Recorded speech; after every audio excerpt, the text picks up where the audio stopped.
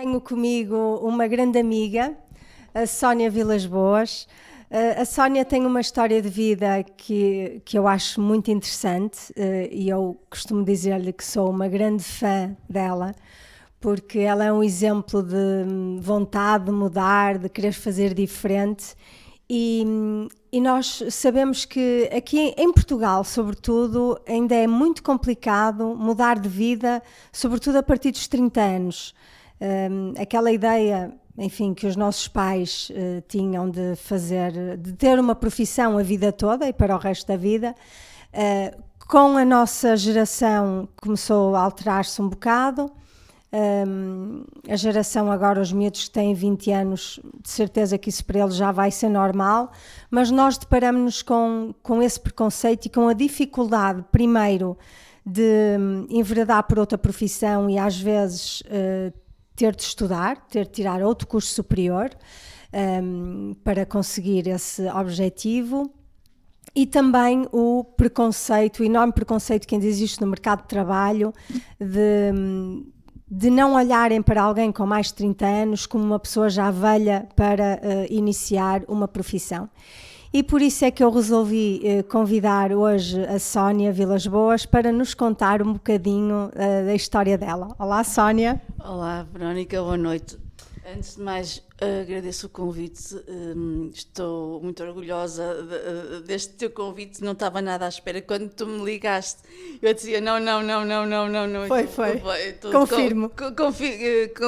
Acabaste por me convencer e há um bocado disseste uma coisa muito importante que foi que, infelizmente, na nossa sociedade, a partir de uma determinada idade, é difícil de mudar, não é? É difícil de mudar e eu tinha essa consciência. Tanto que estava sempre a adiar, porque eu sabia que tinha que ter um plano B. Tinha o plano A, mas eu tinha que ter um plano B. Então vamos voltar ao início. Muito bem. É para fazermos uma cronologia certinha. Muito bem. Então, tu, jovem, 17, 18 anos, não sei, foste tirar um curso superior, não é? Sim, então eu já não me lembro muito bem, mas com 20 e tal, 19, 20 e tal, eu estive aqui na Fernando Pessoa, aqui porque estamos perto, e tirei o curso de Relações Públicas e Comunicação Empresarial. Muito bem. Acabei o curso, foram 5 anos, acabei com 23, 24. Depois fui trabalhar para o Pedro Spano, porque não encontrava trabalho como secretária. E eu fui respondendo a anúncios para a informação médica. Muito bem. E como é que tu descobriste essa profissão da indústria farmacêutica? Porque estando no hospital... Ok. Eu via os delegados, não é? E também sabia que, primeiro de tudo, era uma profissão que me aliciava por conhecer várias pessoas. Sim, eu gosto tinha a de falar com as parte de pessoas. comunicação. Exatamente. Claro. E depois, porque na altura, eu lembro-me de pensar assim, ganha-se tão bem, e se calhar eu também posso ter esta oportunidade. Claro. E então tentei. Fui a várias e várias entrevistas, ouvi vários nãos. Porque, efetivamente, antes de eu entrar na indústria, eu era uma pessoa. Depois de eu ter entrado, transformei-me completamente. Mas porquê? Ficaste mais extrovertida? Claro, eu era super tímida, não sério? é? E eu tinha que falar... Tu próprio sabes, não é? Tínhamos de falar com a empregada da senhora da limpeza, o porteiro, e abriu-se um novo mundo para mim, de conhecimentos. E uma parte daquilo que eu sou hoje também, uma grande parte deve-se a essa altura em que eu tinha que falar com toda a gente para chegar até ao meu objetivo, que era o médico. Exato. Não é? Pronto. E consegui, apesar dos nãos, consegui entrar na indústria e estive lá 10 anos. 10 anos, exatamente. E foi quando nós nos conhecemos. Pois porque eu também estive na indústria farmacêutica há 15 anos. Muito bem, e depois, a dada altura, uma reestruturação, enfim, não interessa muito determos aí nessa razão, tu sais da indústria farmacêutica com quantos anos? Então, eu tinha 35 anos, continuava na indústria. Sim. Continuava na indústria e pensei, eu tenho que ter um plano B. Exato. Porque na altura pensava-se que pelo menos eu tinha esse pensamento, que nós mulheres, chegando a um patamar de idade, que iríamos ser dispensadas, o que não é assim agora, efetivamente, na realidade. Vê-se imensas mulheres mais da nossa idade e muito mais velhas a trabalhar. Sim, mas havia, e eu sei porque é que tu dizes isso. Estigma. Havia, porque foi nessa altura também que começaram a entrar muitas mulheres para a indústria farmacêutica. Exatamente. Até então eram só homens. Exato. Portanto, claro que nós ainda vivemos muito esse preconceito, que a mulher depois envelhece e depois já não tem aquela aspecto tão chamativo, também, depois são os filhos, isso tudo. Exatamente. E tu sentiste esse peso. Senti. E pensaste, eu tenho que ter um plano B. Isso é extremamente interessante. E visionário. Obrigada, tens toda a razão, é visionário. Então eu pensei no plano B, o que é que eu vou fazer, meu Deus, porque eu não posso continuar esta vida, vou-me despedir um dia Mas destes. eras feliz. Ora bem, eu tinha alturas, tinha momentos de felicidade. Já nos últimos anos eu já não era assim tão feliz quanto no início. No início eu fui mesmo muito feliz, porque era aquilo que eu gostava, adorava conversar, tratar, pronto, tudo que envolvia a venda, entre aspas, do produto. Sim, a eu conversa adorava. com o médico, não é? Ou o enfermeiro, enfim. Tudo. Já para o final, já fui sentindo uma certa pressão que não me agradava. Tu estiveste sempre no mesmo laboratório? Não, eu mudei e não, mudei porque eu nunca gostei de estar sempre no mesmo lugar. Eu gosto de ir experimentando coisas. Claro que vai haver uma altura da minha vida em que eu vou ter que assentar, não é? E ficar por ali até... Vamos ver. Não sei. Vamos ver. Pois é, já vamos. E esse plano B? Então esse qual plano era? B, então, eu fui-me inscrever outra vez na mesma faculdade. Tu és pior que és tu com a Fernando Pessoa e eu com o escape. Então, pronto, fui à Fernando Pessoa e disse assim, eu quero tirar o curso de Psicologia, como é que é? E a senhora disse para mim, você está de volta, não sei o quê. E inscrevi-me, tive equivalência a algumas disciplinas e durante 6 anos, 5 a tese e tudo, estive lá. E fui muito feliz. E, entretanto, nesses primeiros anos do curso de Psicologia, tu ficaste desempregada da indústria farmacêutica. Pronto, exatamente, obrigada por me lembrares, porque assim, eu tive 1 ano a trabalhar e depois, com a reestruturação, fui embora e com o subsídio de desemprego eu aguentei mais 1 ano e meio. Pois. E só estudava, por isso é que eu consegui ter umas notas fabulosas. Pois, okay? Pronto. Pois. Dedicaste-te. E fiquei em casa só a estudar. E queria dizer também que, enquanto eu estudava, eu fiz voluntariado numa associação em que eu trabalhava com doentes esquizofrénicos. Era muito engraçado. A associação chama-se AFUA e fica em Guifões, em que eu fazia um trabalho semanal. Eles escolhiam o tema e eu desenvolvia esse trabalho em PowerPoint e explicava-lhes o que era o tema. Eles faziam as perguntas e depois fiquei lá tantos anos que acabei por ir às festas de Natal, pronto, São João, era sempre convidada. Aos bocadinhos já te estavas também a entrosar na saúde mental, não é? Olha bem, exatamente. Depois acabei por ter que decidir porque já era muita coisa, não é? Depois entrei no mestrado, ao entrar no mestrado eu já tinha consultas para assistir e já não tinha tanto tempo e tive que dizer adeus, não é? De uma certa forma. E pronto, e comecei a assistir a consultas e fiz a minha tese, que demorou um bocadinho, mas fiz, e acabei o curso. Com quantos anos? Vá lá, eu não disse isso, pois é. Eu acabei o curso ou com 41 ou com 42, já não me lembro. O segundo curso. E depois, então não sabes, mas poucas pessoas sabem, eu acabei o curso, mas eu já estava a procurar, antes de terminar a tese, eu já estava a procurar um lugar para fazer o estágio profissional, porque nós, na Ordem dos Psicólogos, exige que tu faças o curso todo, licenciatura, mestrado, tese, e depois que faças 1 ano de estágio profissional. Portanto... não remunerado. Não, obrigatoriamente remunerado. Logo, é extremamente difícil de encontrar. Pois. Então eu fui mandando currículos para ali, para acolá, até que a Liga Portuguesa contra o Cancro me chamou. Eu pensei, não, isto é para mim. Não, eu só vou à entrevista. Não vou ficar, claro. Eu vou à entrevista, mas não, isto não é para mim. Então fui à entrevista e eu disse, eu ainda não acabei a tese. Não há problema, vamos fazer as contas, fazer a tese ali, acolá, no mês X, pronto. E depois disseram assim, se entrar, dia 23 de dezembro, estamos-lhe a ligar para dizer que entrou. E ligaram? Eu pensei, Verónica, olha, vésperas de Natal. 23 de dezembro. Ninguém liga. Não vai, pois está bem, obrigada. Olha, foi um riso. Não é que ligaram. Pois. Fala da Liga Portuguesa contra o Cancro para dizer que ficou selecionada e vai fazer aqui o estágio profissional. Uau. Isso foi uma prenda assim. Foi uma... A melhor prenda de Natal dos últimos anos. Eu não sei explicar porque era extremamente difícil. E eu ainda sequer tinha a tese pronta. Pois. Portanto, foi uma alegria enorme. Ainda por cima na casa que era. E estiveste lá? Estive lá há 6 anos. 1 ano e meio trabalhei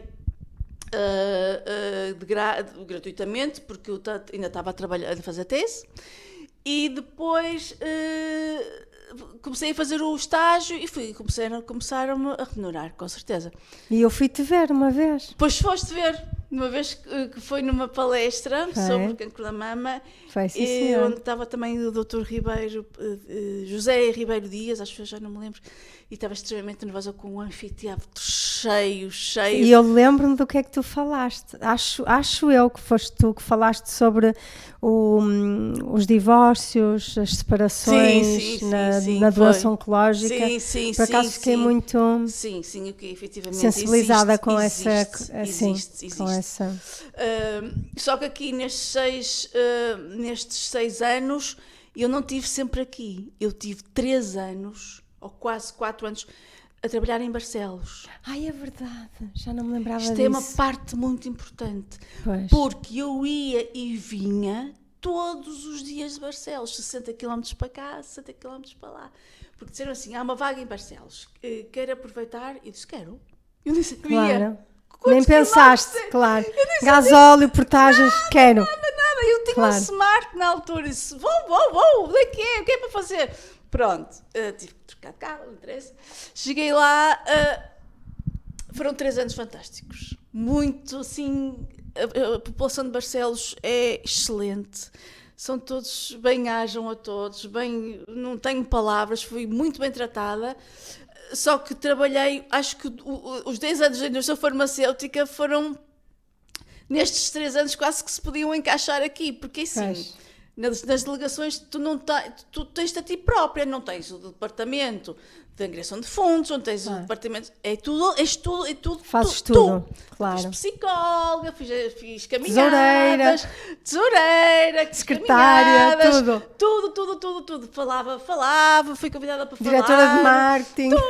Tudo. Foi muito giro, muito trabalhoso. Sábados, domingos, feriados, noites à noite por causa dos jantares e das palestras, mas foi um trabalho que eu nunca mais me vou esquecer, efetivamente, com muito orgulho. E tu achas que, de certa forma, porque eu vou-te fazer esta pergunta, eu sei a resposta que eu tenho para ela, mas eu acho interessante fazer-te esta pergunta. Tu achas que a indústria farmacêutica pode ter sido uma boa escola para todo o teu percurso profissional que veio a seguir? A indústria farmacêutica foi a escola. Exato. Concordo. Já falamos disso uma vez. É verdade. Há muito tempo. Foi a escola que me ajudou a fazer o que eu fiz, quer em Barcelos, quer e a estar aqui contigo, percebes? A ser o que eu sou hoje em dia, porque a indústria farmacêutica dá-nos tanto, tira-nos também alguma sanidade mental, efetivamente, mas é verdade, desculpem lá, mas é verdade, mas dá-nos tanta experiência, E formação. Obrigada. Informação muito boa. Informação, conhecimentos, postura, A forma como falar, tudo. E devo isso muito à indústria farmacêutica, e obrigada por estes 10 anos em que eu estive na indústria, e em vários laboratórios, estive num em que aquilo era mesmo muito formal, e que eu aprendi a ter uma outra postura, efetivamente. E foi graças à indústria, sem dúvida alguma, que fiz tudo isto. E por estar aqui também, com certeza que sim. Por isso é que eu digo, a Sónia é um exemplo que nunca devemos desistir dos nossos sonhos. Isto parece aquelas conversas nhonhonhós daqueles coaches motivacionais, mas não é nada disso. Não. Porque, claro que, e tu dizias-me na semana passada, quando falamos, dizias-me uma coisa muito importante. Mas eu também consegui porque tenho ajuda ou porque tenho um bom suporte. Claro que sim. Nós não queremos ser insensíveis ao ponto de dizer toda a gente consegue. Claro que não é toda a gente que consegue, porque de facto há muita coisa que está por trás, não é? Sei lá, e aí é tanta coisa. A família, o sítio onde crescemos, tudo interessa. A família que nós temos hoje, que tivemos no passado, verdade. Os nossos amigos. Verdade. Não é? Tudo influencia, tudo ajuda. Tudo ajuda. E obrigada por teres lembrado desse pequeno grande pormenor, porque eu estou casada já há bastantes anos, já há 8 casados, bem, não interessa. E o meu marido foi a pessoa a quem eu devo quase tudo para estar aqui, porque esteve sempre lá a empurrar-te, a apoiar, não é? Olha, esta pós-graduação agora esta pós-graduação porque eu não só estudei, e eu fui fazendo cursos extra sempre, e os meus pais também ajudaram bastante, mas o meu marido foi a pessoa que me ainda hoje, e vai ser sempre... Está sempre a impulsionar-te, não é? Sempre. Para o ano já tenho outra coisa em vista. Ele diz, vamos lá para a frente. E vice-versa também acontece o mesmo comigo. Dou-lhe muita força. Mas, efetivamente, financeiro, como tu falaste, assim... nada é impossível, mas, efetivamente, não tivermos um apoio financeiro, se não tivermos uma retaguarda... Imoral. É verdade. O moral é mais importante. Tão ou mais importante que o financeiro. Verdade. Agora, o que eu te disse foi, há pessoas que têm isso tudo, mas não vão à luta, não é? Sim. E por isso é que eu acho que tu tens que estar orgulhosa, não é? De tudo o que conseguiste atingir, não é? Porque és de facto uma grande mulher, Sónia. Obrigada. Sim, efetivamente ele podia ter ajudado e eu não ter aproveitado, mas eu sentia a minha obrigação, efetivamente, de dar o meu melhor, porque eu não trabalhava, não é? Eu não trabalhava, não é? Portanto, mas era para ti em primeiro lugar. Não era? Era para ti em primeiro lugar. É verdade. Eu acho que é isso que distingue as pessoas que se acomodam das que conseguem. Eu acho que é isso. É nós olharmos ao espelho e termos orgulho daquilo que somos. Não é? Obrigada. Olha. Sério, obrigada. Obrigada. E diz-me uma coisa, assim, vou-te fazer assim aquela pergunta um bocado tonta, mas que eu acho que tem piada. Se pudesses mudar alguma coisa do que fizeste, mudavas alguma coisa? Sim, eu falo muitas vezes isto com o meu marido, não tenho problema nenhum em falar convosco aqui, contigo, teria tido filhos. Eu não tive filhos porque, portanto, eu recomecei aos 36 a estudar novamente, é para o ano. Foste sempre adiando. E fui adiando, e depois tive o contrato, depois tive outro contrato, E adiei, e agora, efetivamente, não dá. Era a única coisa que eu mudava. Mas meu marido diz muito assim: pá, se calhar não terias tido as notas, se calhar não tinhas conseguido, se calhar não sabemos. Não sabemos. Não sabemos. Era a única coisa que eu iria mudar, eram os filhos. De resto, não mudava absolutamente nada.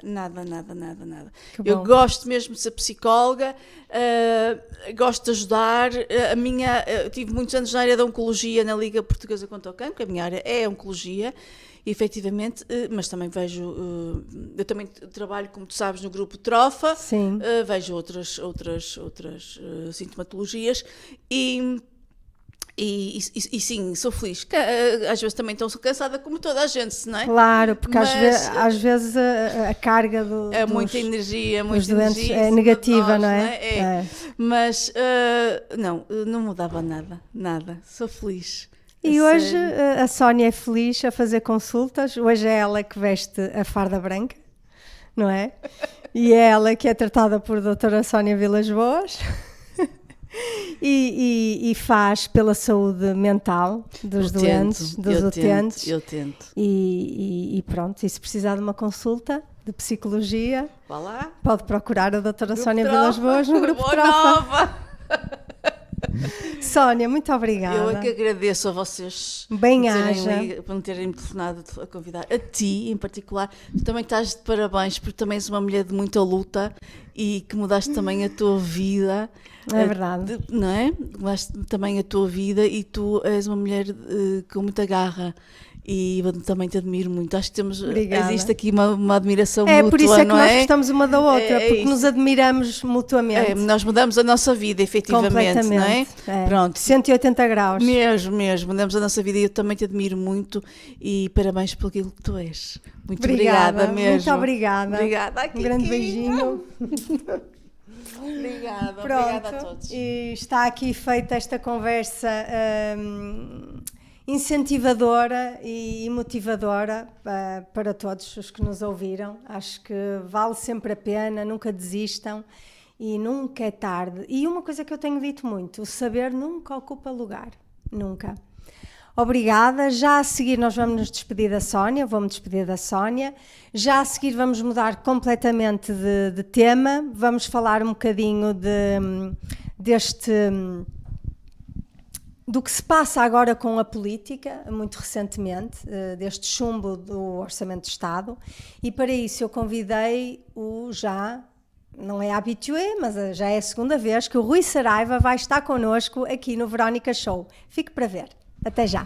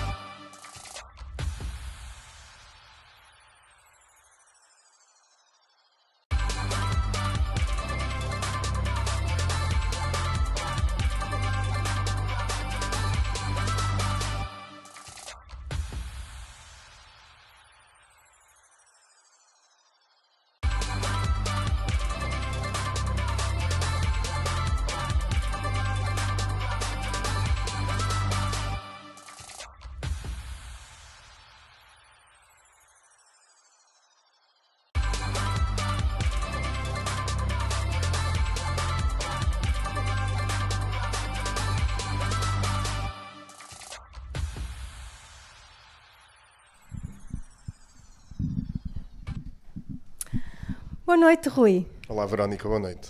Obrigada mais uma vez por aceitares o convite. Obrigado, eu. Estou sempre aqui a pedir-te para nos esclareceres aqui um bocadinho, para me esclarecer a mim, e eu aproveito para esclarecer também quem nos está a ouvir, se é que tem as mesmas dúvidas que eu, enfim, podem não ter, podem ser muito esclarecidos.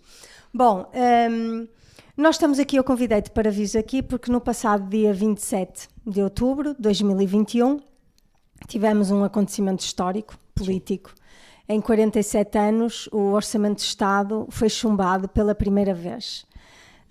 Nós tivemos uma situação quase semelhante, pronto, que podia ter resultado nisto em 2011, com a aprovação ali à rasquinha do Orçamento de Estado, também, na altura era o engenheiro José Sócrates, o nosso primeiro-ministro, e em que o PSD absteve-se, e os restantes partidos, PCP, Bloco de Esquerda, votaram contra, CDS, votaram contra.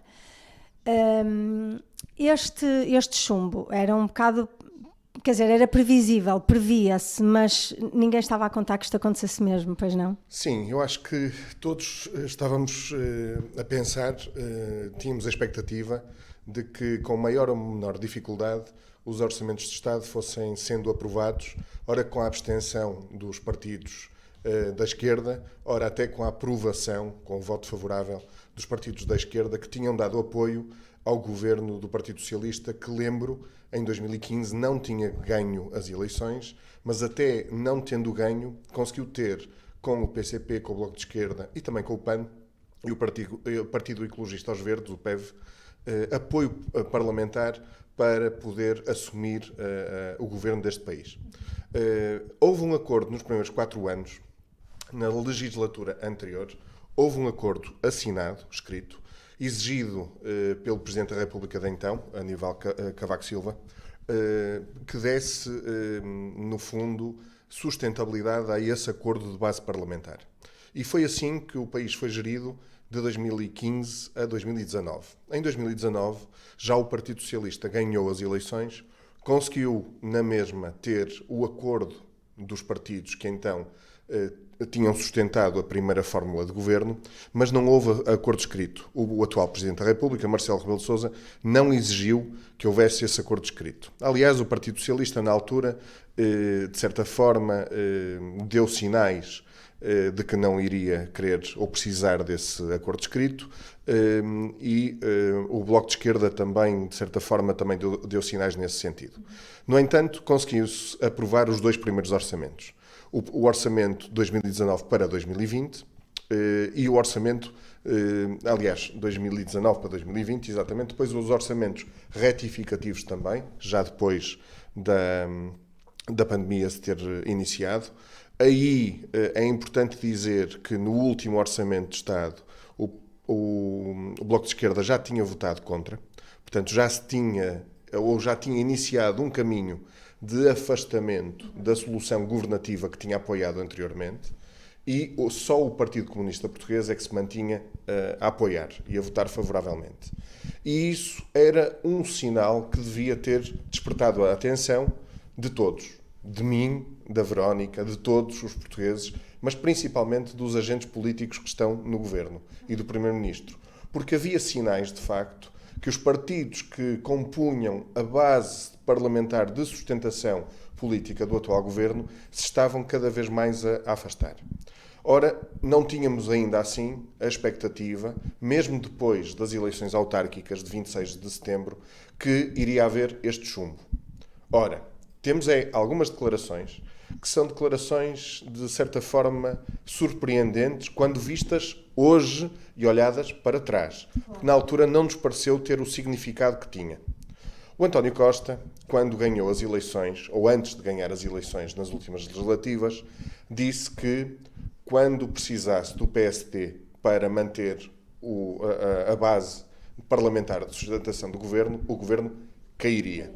Portanto, o António Costa foi o primeiro a sinalizar que a sua solução do governo, minoritária porque não teve maioria absoluta, só dependeria dos seus parceiros da esquerda. O António Costa disse isto. Em segundo lugar, temos também aqui algumas declarações que são importantes, que é o PCP, antes das eleições autárquicas e em plenas eleições autárquicas deste ano, disse que não era o momento, naquela altura, não era o momento para discutir o Orçamento de Estado para 2021, pois ele ainda reclamava, ele, PCP, Jerónimo de Sousa, ainda reclamavam a execução plena do Orçamento de Estado de 2020. Portanto, não queria discutir o próximo sem antes ver concretizadas, efetivamente, as medidas que estavam constantes do Orçamento de Estado de 2020, que o PCP, como há pouco eu já disse, foi o único partido, para além do PS, a aprovar, a votar favoravelmente. Ora, isto levava, e hoje nós temos essa percepção, isto levava a perceber que alguma coisa estaria em risco. Não era certo. Não era certo a aprovação do Orçamento de Estado. Ora, na passada quarta-feira, como tu, Verónica, já disseste, dia 27, chumbou-se o orçamento. 2 semanas antes dessa data, de 27 de outubro, o Presidente da República, para tentar pressionar os partidos que estão com representação parlamentar e avisá-los de que a sua ação iria ter consequências, foi também aquele que sinalizou o momento político, dizendo que se não houvesse Orçamento de Estado aprovado, que iria dissolver a Assembleia da República e convocar eleições. Portanto, toda a gente sabia, se calhar eu não, se calhar a Verónica não, se calhar os portugueses não, mas os agentes políticos que estavam atentos a estes sinais e lhes deveriam ter dado a importância que nós não demos, sabiam qual era a consequência das suas ações. E assim aconteceu. Foi chumbado o orçamento. O Presidente da República, na próxima quinta-feira, vai fazer a declaração ao país dizendo que dissolve a Assembleia da República e também dizendo para quando é que convoca as novas eleições. Mas diz-me só uma coisa, portanto, ele tinha outra alternativa que não dissolver o governo? Existia, e isso é que é estranho. Porquê? Porque agora também ouvimos, depois de quarta-feira passada, ouvimos os partidos à esquerda que votaram contra o Orçamento de Estado, a proposta de Orçamento de Estado do Partido Socialista, dizendo que estão disponíveis a fazer um novo acordo com o PS, a recriar a tal chamada geringonça. Mas os próprios partidos à esquerda a dizer que não era necessário dissolver a Assembleia da República porque havia outro caminho, que era o Governo reunir-se outra vez com eles, refazer a proposta de Orçamento de Estado e voltar à Assembleia da República a propor um novo Orçamento de Estado. Mas os partidos, esses mesmos partidos, já tinham ouvido o Presidente da República a dizer o que é que ia acontecer. Pois. Se calhar estavam a testar, não era já o governo do Partido Socialista, mas sim o Presidente da República. Duvido que o quisessem ter feito. Mas se o fizeram, correu-lhes mal. Mas não lhes correu mal a eles, Verónica. Correu mal ao país. Porque eu acho que estamos a viver agora numa situação que não era nada desejável. Não era desejável porque, a seguir a uma crise pandémica de saúde pública, estamos a ter uma crise económica, porque houve vários setores da economia portuguesa que foram, e não só portuguesa, foram esmagados, foram, de certa forma, interrompido a sua vida normal. Portanto, tiveram que fechar, tiveram que parar, tiveram que deixar de funcionar por obrigação para tentar combater a pandemia. E mesmo muitos setores que, entretanto, foram libertados, paulatinamente libertados, para voltar a reabrir, não estão ainda a 100%. Claro. Tiveram perda de emprego, perda de competências, perda de clientes, perda de fornecedores. Portanto, estamos a viver uma crise pandémica, depois económica, social, porque houve muita gente que perdeu o emprego. Sim. Houve muita gente que, apesar de não ter perdido o emprego com o layoff, perdeu rendimentos até percentagens grandes, de 20, 30, 15, 10, 5, mas percentagens se calhar até maiores do que esses 30% de rendimento, mantiveram os seus empregos, mas reduziram a sua remuneração, apesar dos apoios do Estado, às empresas que mantiveram esses empregos. E agora estamos a viver também uma crise energética, porque ao terem começado a ser abertas outra vez as economias no mundo, a pressão da procura e com as cadeias logísticas que ficaram interrompidas, não há capacidade de abastecimento para fazer face a todas as necessidades e a toda a procura. Lembro que muitas lojas fecharam, mas ainda havia compras online, ou seja, este mercado virtual das compras online mantiveram-se. Manteve-se aqui alguma atividade económica, mas com o volume que agora se está a passar, não havia capacidade logística para esta retoma tão rápida e tão precipitada. Portanto, estamos a viver uma crise nas cadeias logísticas, uma crise energética, com os preços dos combustíveis todos a subir e a disparar de uma forma completamente incontrolável, sem qualquer capacidade dos governos fazerem face a esta subida dos preços da energia e dos combustíveis. E agora estamos a viver em Portugal numa crise política que não era de todo desejável. Pois não. Isto faz com que aqueles que investem em nós, que nos emprestam dinheiro, porque o Orçamento de Estado, convém dizer, que tem sempre lá uma parte que diz uma autorização de despesa, mas há uma parte dessa despesa que não advém do rendimento dos impostos. Claro. Vem de empréstimos que o Estado fica autorizado a pedir lá fora.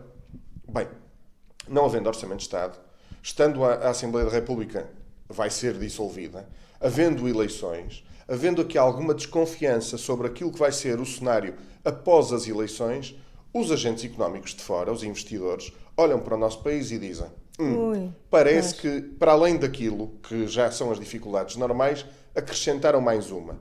E, portanto, as nossas taxas de juro, convém também dizer que as taxas de juro que vão subir não vão só subir por causa disto que acontece em Portugal, mas em vez de Portugal estar no melhor grupo, aquele grupo em que a subida das taxas de juros iria ser os últimos países a ter esse efeito, se calhar agora colocou-se foi no pelotão da frente. Vai ser, se calhar, daqueles países na Europa onde as taxas de juros, ao subir, vão subir primeiro aqui, em Portugal também. Vou também explicar de uma forma muito breve porque é que as taxas de juros vão subir. Convém dizer que os governos centrais, na Europa, o Banco Central Europeu, nos Estados Unidos, o Banco da América, na China e nos grandes países e nos grandes espaços económicos, os bancos centrais o que fizeram foi injetaram liquidez nas economias para tentar manter a atividade económica. O que é que foi isto de injetar liquidez? Programas de financiamento às economias, aos governos, às empresas e fizeram com que às pessoas, às famílias. Lembro que nos Estados Unidos deu-se mesmo dinheiro às pessoas. Aqui em Portugal foi mais aos agentes económicos e às instituições. E através delas às pessoas. Mas nos Estados Unidos, por exemplo, foi diretamente às pessoas. Essa liquidez, com um mercado muito... As pessoas não tinham onde gastar, porque os restaurantes estavam fechados, os cinemas estavam fechados, os espetáculos estavam fechados. Portanto, não havia onde gastar. As pessoas ganhavam, sim senhor, consumiam a sua alimentação, as suas necessidades, sim, as suas responsabilidades, básicas, mas não gastavam para além disso. E foi-se acumulando nas economias imensa liquidez. Neste momento, essa imensa liquidez está a fazer com que aumente gravemente a procura de bens. Esse aumento de procura faz com que haja um aumento de preços. Então, qual é a melhor forma de retirar essa liquidez do mercado? Aumentando as taxas de juro, faz com que essas pessoas que têm essa liquidez, ou esses agentes económicos que têm essa liquidez excessiva, vão aplicá-la. Vão aplicá-la onde? Nos bancos, nos depósitos, nos fundos, que com essas taxas de juro vão remunerar melhor do que gastar em bens, ou em serviços, ou em ativos, e, portanto, aí conseguindo controlar esta subida dos preços. Ora, tem um efeito, é que nos países que não têm endividamento, isso é muito bom. Países como em Portugal, em que o nosso endividamento do Estado, das famílias, das empresas é muito elevado, a subida das taxas de juros não vai buscar liquidez nenhuma, porque ela não existe. Pois, vai aumentar a despesa das famílias. Exatamente. E, portanto, é neste cenário que nós estamos neste momento. Portanto, com tudo isto, o que era muito pouco desejável era a crise política, mas é com ela que vamos ter que viver nos próximos tempos. Pois, porque isso vai atrasar imenso a retoma, não é, do país. Sim, há muitos agentes económicos que perante este cenário que eu tentei descrever de uma forma simples, o que fazem é, se calhar a decisão que tinham de investir, claro, retêm e vão dizer, não, vou esperar para ver. Claro que sim. Vou esperar para ver. Quanto tempo é que isto vai demorar? 3, 4 meses? Então vou esperar para ver.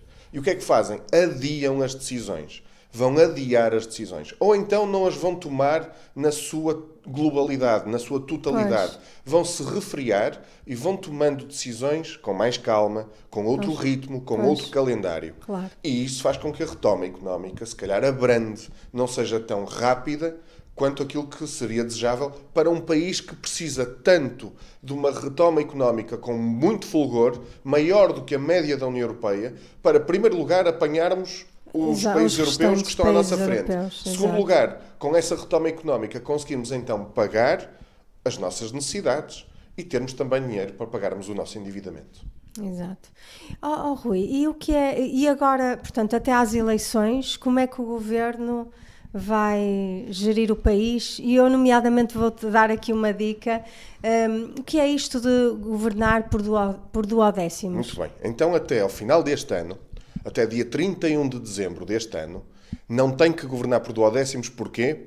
Porque o Orçamento de Estado de 2021 foi aprovado. Exatamente. Portanto, até 31 de dezembro temos Temos a orçamento. autorização de despesa. Okay. A partir do dia 1 de janeiro e até ao novo Orçamento de Estado para 2022... ser aprovado. O Governo que estiver em funções, que é este, que não se vai demitir, claro, vai poder aplicar em cada um dos meses, por exemplo, em janeiro de 2022, vai poder gastar nesse mês a dividir por 12, 12avos, okay, do que gastou no ano todo de 2021.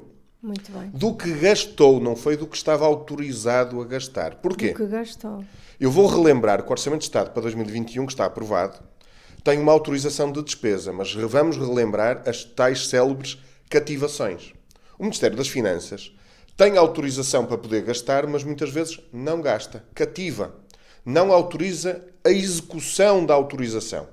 Portanto, diz aos outros ministérios, diz a si próprio, àquilo que tutela, tens autorização para gastar 100, mas não te deixo gastar mais do que 80. Ora, se o fizer este ano, os duodécimos do próximo ano vão ser menores. Sobre 80 e não sobre 100. Já são sobre 80. Claro. Os tais 80 que foram autorizados, claro, e não os 100, neste exemplo hipotético que aqui coloquei. Portanto, os duodécimos significa gastar em cada mês, 12avos, do que realmente conseguiu gastar, do que estava autorizado no ano anterior. Bem, esta situação vai-se poder colocar até quando? Ora, se tivermos eleições em janeiro ou em fevereiro, a tomada de posse da Assembleia da República, a tomada de posse do Governo, a apresentação do Orçamento de Estado, a sua aprovação na Assembleia da República, que ainda depende, lá está, da maioria parlamentar, e depende do resultado das eleições. Isto pode-se prolongar quanto tempo? Eu espero que não muito. Bem, não vou aqui dar indicações de voto para a esquerda ou para a direita, não interessa, não é para isso que eu estou cá. O que eu estou a dizer é que, para bem do país, é muito importante que a solução que seja encontrada pelos portugueses, que são aqueles que decidem, que vão às urnas, são aqueles que vão às urnas, e também às vezes é importante dizer que aqueles que também decidem são aqueles que não vão às urnas. Eu vou dizer porquê. Porque aqueles que não vão às urnas estão a deixar que os outros decidam por eles. Claro, e isso também é uma decisão. Só que esses mesmos depois não podem vir reclamar, porque quiseram estar ausentes da decisão e entregar aos outros a sua vida, o seu futuro. Portanto, para além de apelar à participação e ao voto, o que é também muito importante é que os portugueses sejam sábios. E normalmente os portugueses são sábios. Ou seja, entregarem à Assembleia da República o seu voto, mas conseguindo uma solução que seja estável e duradoura. Ou seja, eu acho que é muito importante que seja dado muita força àqueles que os portugueses, na sua maioria, quiserem eleger como o seu governo. Portanto, é muito importante que saia um governo forte, com uma sólida base parlamentar, se possível, maioria absoluta. E eu até que nem gosto muito de maiorias absolutas, no atual enquadramento e por tudo aquilo que eu disse, sou defensor de uma próxima eleição que consiga resultar numa maioria absoluta. Muito bem. Pronto, acho que, não sei se há perguntas dos telespectadores, pelos vistos não há. Devem ter ficado todos muito esclarecidos, Rui, com as tuas explicações. Espero que tenha sido isso, muito que não obrigada. tenha baralhado as pessoas. Não, eu acho que tu tens sempre uma forma extremamente... eu não quero dizer simplista, mas eu já te disse isto. Eu acho que tu explicas coisas difíceis de uma forma que eu percebo. E eu não percebo nada de economia. Tento fazer esse esforço. Pronto, política vou percebendo um bocadinho, mas de facto juntar isto tudo, acho que tu tens um dom incrível para explicar às pessoas, e por isso é que eu volta e meia aborreço-te para vir daqui. Nada disso, é um gosto, e espero que não tenha sido a segunda e a última. Tenho todo o gosto em vir sempre que quiseres, em colaborar e em participar. Vou cobrar. Muito bem, cá estarei. Muito obrigada, Rui. Obrigado eu. E pronto, e foi assim, mais um Verónica Show com dois temas completamente dispares e diferentes, não é? Que são sinónimos, dispares, diferentes, acho eu.